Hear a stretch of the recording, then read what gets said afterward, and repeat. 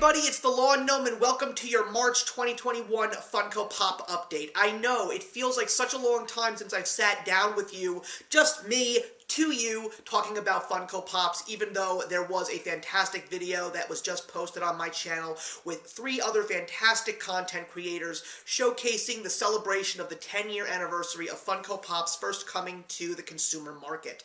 But it's definitely going to be a good episode today. There's definitely some good news to talk about, especially with the Spring 2021 exclusives that got announced, and I'm very happy to say that I actually have some new Pops in my collection to show you. But before we get into all of that, and once again, I'm still freezing, which is why I'm not wearing anything Funko in terms of t-shirts, because today just happens to be a crazy day of a cold snap, but I wanted to showcase something that I haven't done so yet, and it actually is one of Funko's newest products. I have to admit, I wasn't sure what to make of it when it first came out, but then when I saw that it really seemed to be getting this big following as more of them came out, it's the new Funko soda can figures.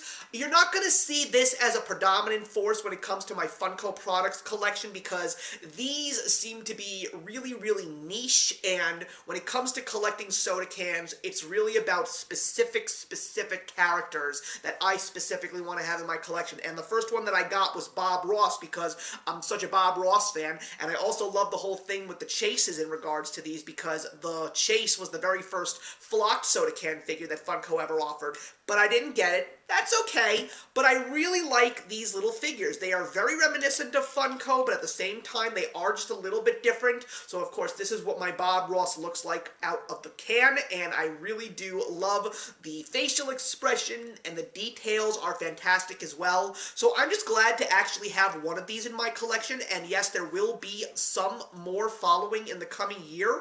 I would say that by the end of this year, there may be 3 to 5, but at this point in time, I know for a solid fact it's just 3, because there are 2 that are coming out that I'm really excited to add to my collection. You will see them when they arrive. But in the meantime, let's not hesitate any longer because there's a great deal of ground to cover. Let's take a look at how my collection has been growing.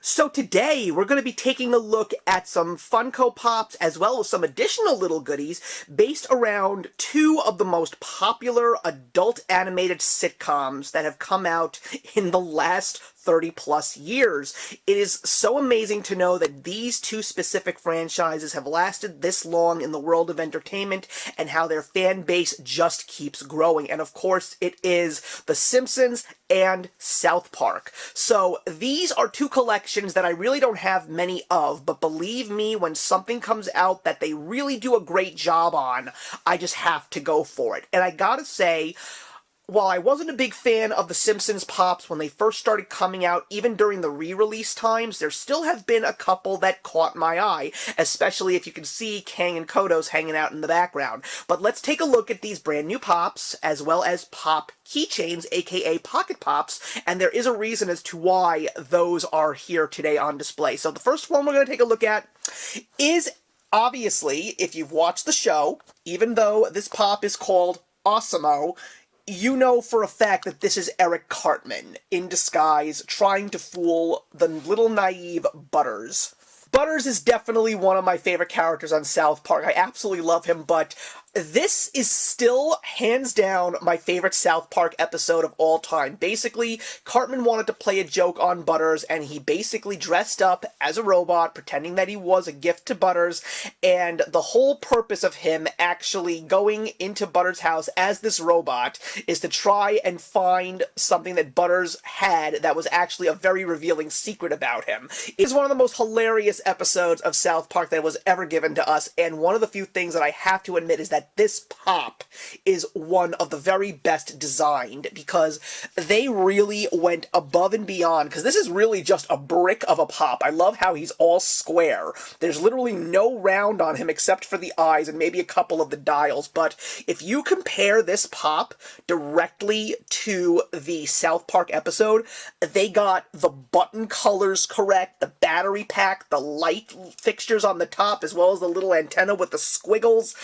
Everything about this pop is so accurate, it's terrifying. It really looks exactly like Osimo. And even the eyes, even though it's the typical Funko eyes, they still made it look very much like the Osimo robot. I had to get this when this first got announced because this is one of my favorite episodes and they just did an incredible job. So before we get into the Pocket Pops, I also want to feature this deluxe Simpsons pop. As I said, if I'm going to buy a Simpsons pop, it's got to be very, very good, because I'm not really too happy with the design, and I just don't think that Simpsons characters do well in Funko form. But when they announced that they were going to be making a deluxe pop of Homer sitting on the couch watching TV, everything about it, minus the pop alone, was just perfect. I just love the details on this pop. I mean, they got the color scheme correct on the floor with the rug. They got the stand perfect with the books slanting. They got Homer just sitting at the couch with the clicker, and you can even see, when you see him via profile, you can see the beer belly. I love that they really went above and beyond to get those details right, and even the TV. There's even a little Easter egg here. You wouldn't know this unless you actually take this pop out of the box. And that's what I love so much about Funko, because they really give you the opportunity to be in-box collectors and out-box collectors, and you can always just take them out of the box and put them back in.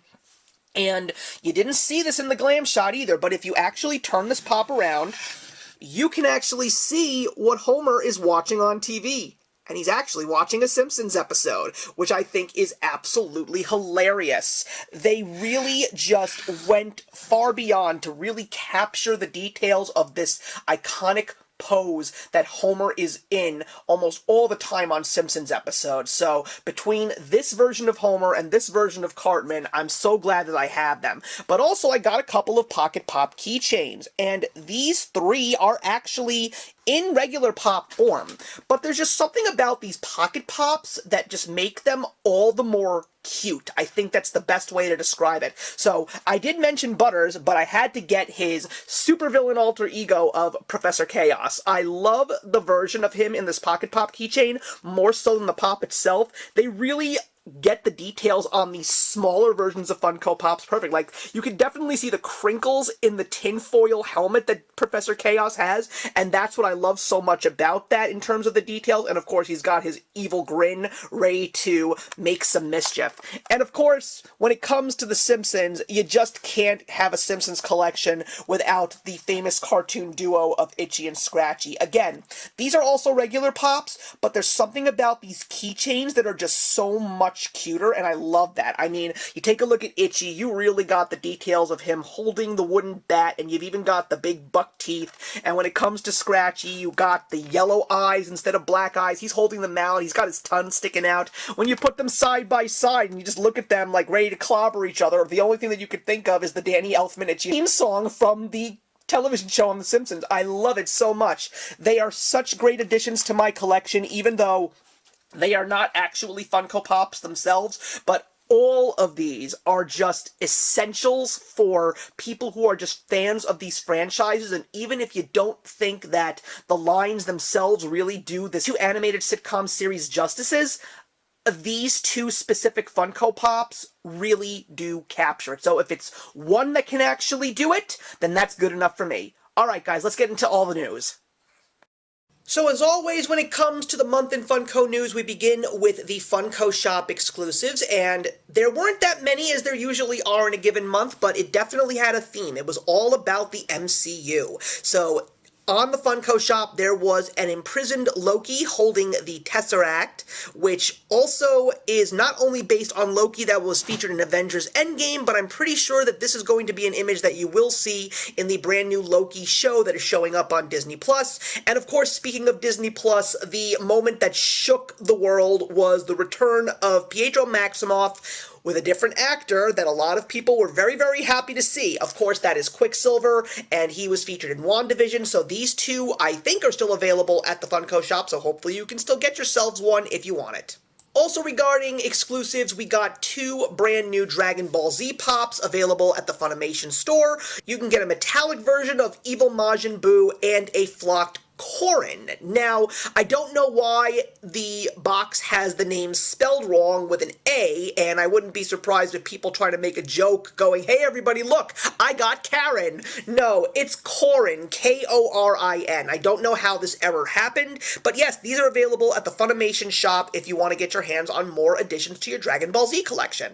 DC gave us some very interesting looking PX Previews exclusives. One of them was based on heavy metal, and it is Batman playing a flaming guitar, and there also is a very cool Wonder Woman, which I know was revealed weeks ago. But of course, one of the other things that we got was a glam shot of the very first comic covers Funko Pop, and it of course is Action Comics #1, featuring the first appearance of Superman. I have already pre-ordered that one. I am so excited to have this in my collection, and I'm also even more excited as to what is on the way, because as of now, something has been leaked. It's another DC comic cover, and I'm definitely excited to add that one to my collection as well.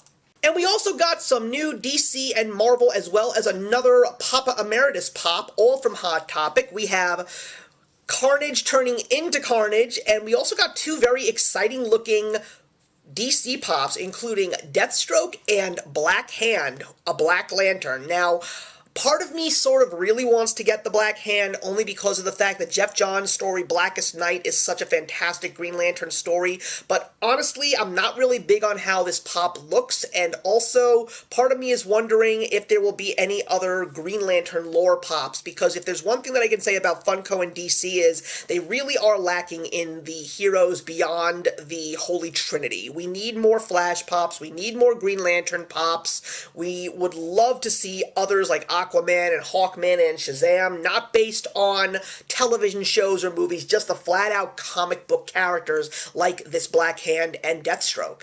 Marvel, of course, we always seem to get more Marvel when it comes to Funko Pops in a given month, and we are definitely getting some very interesting commons as well as exclusives. One of them is the second installment of the post-credits Avengers shawarma eating scene with, of course, Tony Stark, and you can even get another WandaVision Funko Pop of Monica Rambeau, as well as Deadpool on a little horsey outside of a convenience store or grocery store. You know, those old rides we used to put the coins in and get the kids to shut up? That was what that was. But of course, one of the other things that was announced was something that I kind of knew was coming, and it was a jumbo-sized pop of Galactus holding Silver Surfer, a PX Previews exclusive. Now, part of me really wishes that I did not get the original Galactus, which is basically the same size as all the Funko Pops that Fantastic Four has.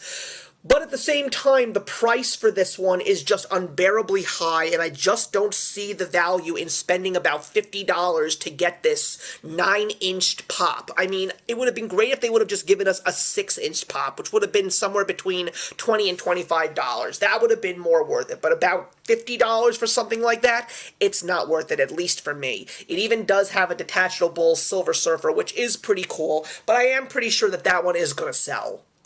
We also got a couple of other additional exclusives, as well as an Australian zoo pop commemorating the Croc Hunter himself, Steve Irwin.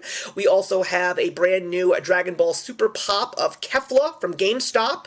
We also have a GameStop exclusive of another Mortal Kombat character, Melina, and of course, if you've seen the trailer for the new movie, I'm sure you're all excited for Mortal Kombat action coming in April, as well as a glitter edition of Princess Tiana and, of course, Prince Naveen from Box Lunch. Of course, also to celebrate the Tom and Jerry movie, we got two new Tom and Jerry Pops. I love the designs. Haven't seen the movie yet, so I really don't know what to say about the movie, but the fact that we are getting these fantastically designed Funko Pops is very exciting. So, regardless of whether you're a fan of the movie or not, these definitely resemble the cartoon versions of Tom and Jerry as well, so I'm pretty sure that fans will get their hands on them if they want them. We also got a brand new Lil Wayne Funko Pop in an album of The Carter III, and of course, pop albums are somewhat popular, I would think. This is the 7th one in the album set. It's very similar to the comic covers, but I definitely see more value in the comic covers now that they're officially coming out. But pop albums is still a very respectable line in the Funko Pop world, so I'm pretty sure that people are excited for this one. We also did get a preview of the new Goonies line, but there was a little extra thrown in this time around, so of course we are going to be getting the brand new Pop line, including a Walmart exclusive of Sloth and a Target exclusive of Brand, but there's also going to be a brand new Goonies backpack and some Pop pins as well. One of the biggest announcements that happened right before February came to an end was the release of the Hamilton line. Now, I know that this basically made Broadway fans practically orgasm across the country because they are finally getting one of their favorite Broadway shows coming to life in pop form, and I mean, getting a little Lin-Manuel Miranda is always wonderful, and I'm excited to get him in Lee Scoresby form from the HBO show His Dark Materials, but I'm wondering what this means now that we're getting an official Broadway show as a pop line. Will we get more? I'm not sure. So, of course, you can get some commons as well as a Walmart exclusive of Hamilton and some Pocket Pop keychains.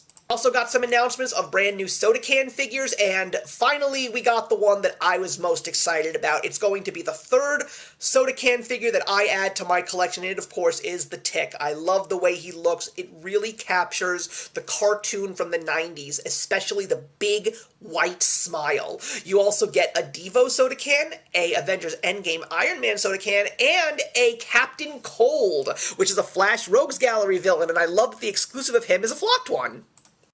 So, of course, we got the announcement of the Virtucon Spring 2021, which is obviously supposed to be when Emerald City Comic Con happens. Now, Emerald City Comic Con is still happening at this point. They're planning on doing it at the end of this year. So the real question is going to be, will we see the shelves get stocked with what we got revealed this past month, or are we going to be getting some brand new surprises?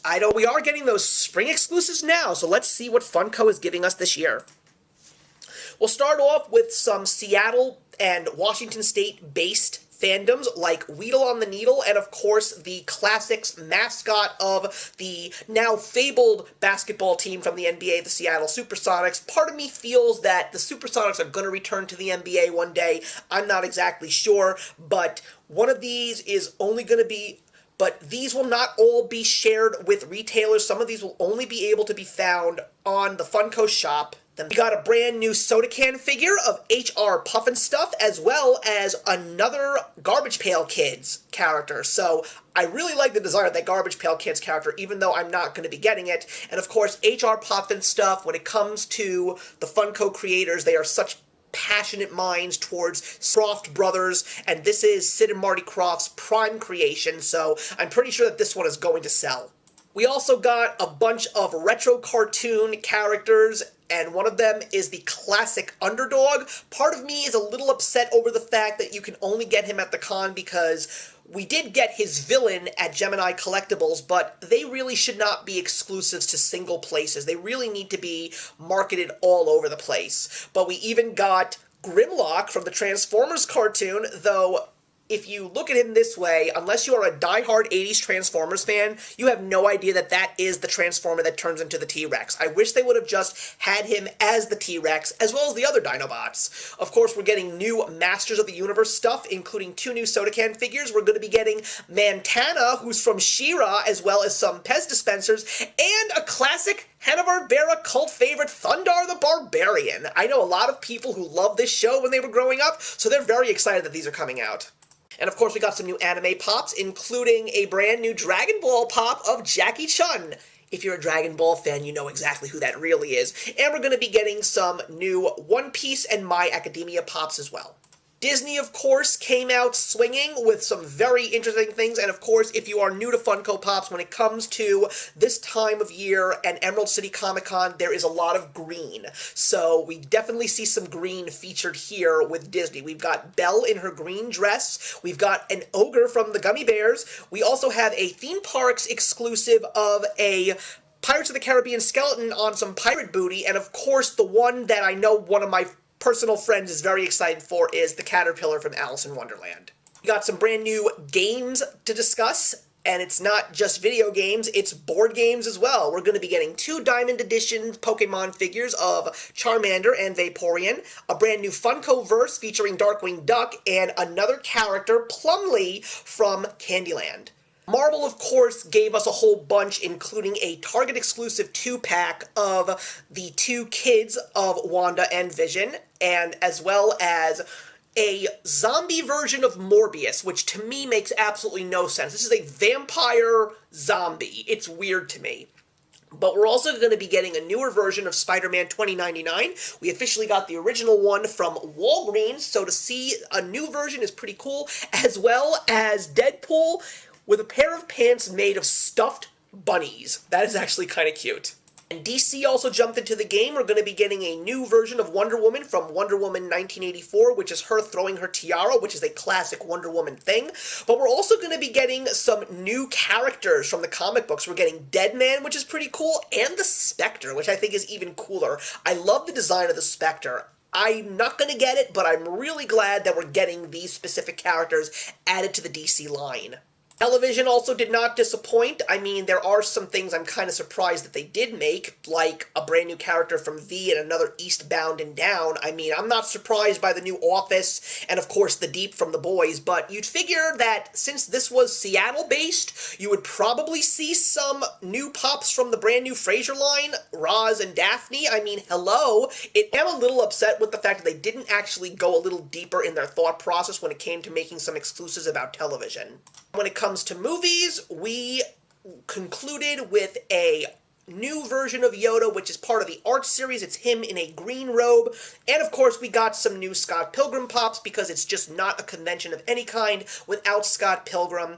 And it's Kim Pine. Part of me originally wanted to get it, but I don't think I'm going to. I also love the fact that they're making two new soda can figures featuring X number 1 and X number 3. So yes, a nice little turnout for Emerald City Comic Con, aka Virtucon 2021 Spring, but honestly, I really did not get on board with any of these, so none of these will be added to my collection this year. But we still have San Diego Comic-Con's exclusives coming, even though there will be no San Diego Comic-Con, and with New York Comic-Con up in the air, we don't know if it will happen, but I do know that those two cons' exclusives will be featured from Funko towards the rest of 2021. Thank you very much, as always, everyone, for sitting down and listening to me talk about Funko Pops, and please don't forget to leave your comments in the box below. Please let me know what Funko Pops you are looking forward to, and even though I didn't plan to get any of the 2021 Spring Convention collection, I would like to know if any of you found something in that collection that caught your eye and what exactly that is, because I just want to know. I'm sure there are so many of you that did find something that you're very excited for, but in the meantime, I will see you in the next one. If you enjoyed the video you just watched, feel free to leave a comment. Also, feel free to subscribe if you want to be up to date with our latest videos. Thank you so much for joining us today, and we'll see you in the next one. Actions speak louder than words.